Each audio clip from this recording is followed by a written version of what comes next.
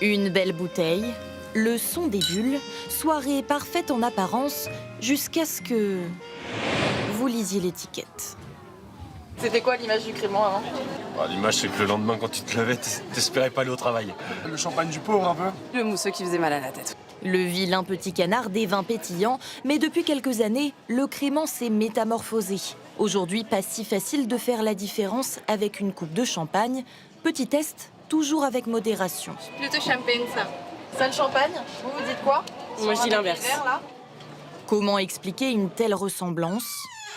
Nous sommes allés dénicher les secrets de fabrication du crément. Nicolas produit 4 millions de bouteilles par an, cachées tout au fond de 10 km de galeries. Ici, on se trouve dans les caves d'affinage de nos créments de Loire. Parmi les plus anciennes bouteilles, car le crément s'affine maintenant comme un grand cru. Historiquement, quand on a commencé à élaborer du crément, on faisait des élevages entre 12, 15, 18 mois. Aujourd'hui, on va travailler vraiment sur de l'affinage beaucoup plus long. Ça peut aller de 3, 5, 7, 8 ans. Un savoir-faire bien mieux élaboré que de plus en plus de producteurs possèdent. Il y a 20 ans, ces deux viticulteurs ne produisaient que du vin rouge et du vin blanc. Tout ça avant, il n'y avait pas de crément, maintenant c'est que du crément. On fait tout en crément là. Face à la demande, ils ont choisi de transformer leurs 70 hectares de culture, confrontés comme beaucoup à la crise viticole. En 60 ans, la consommation moyenne de vin par habitant a chuté de 70%. Ça change le paysage. S'il n'y avait pas les créments de Loire, aujourd'hui, la viticulture dans la région serait en grosse difficulté. Par rapport aux ventes de rouge et de blanc, oui, ça sauvait beaucoup de régions. Car contrairement au vin, les ventes de bulles battent des records. Plus de 100 millions de bouteilles vendues en 2022, c'est 3 millions de plus qu'en 2021.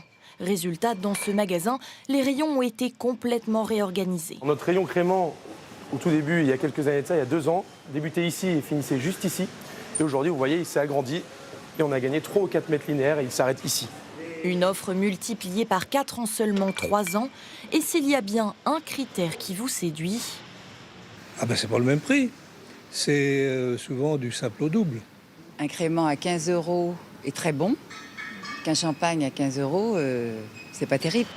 En supermarché, comptez en moyenne entre 20 et 40 € pour du champagne, contre 5 à 10 € pour du crément. Un tarif qui attire les nouvelles générations.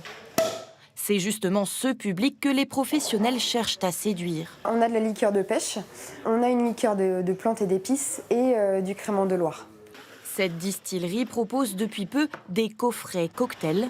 L'objectif, redonner à l'image vieillissante du crément un peu de pétillant. Ce qu'on arrive à faire, c'est de toucher en fait des personnes qui ont 25 ans et qui à la base ne buvaient pas forcément de crément. Et qui du coup, en fait, avec les recettes cocktails, ça leur permet de pouvoir découvrir des produits qu'ils ne pensaient pas à la base déguster. Pari réussi, la folie du crément a déjà envahi les réseaux sociaux, plébiscité aux 4 coins du globe. Si la prononciation est encore approximative, les ventes à l'étranger, elles, ont plus que doublé en 5 ans. À tel point que le crément s'est fait une place sur les cartes des restaurants les plus prestigieux. Donc là, on a les créments de Loire qu'on travaille au restaurant Dorico. Inscrit au Goemio, cet établissement gastronomique en a fait sa boisson phare. Moi qui ai fait des grosses maisons prestigieuses dans le sud de la France ou à l'étranger, on avait beaucoup de champagne et aucun crément. Aujourd'hui, dans les grandes tables, il y a du crément de Loire. Visiblement, en cette fin d'année, le crément n'a pas fini de se faire mousser.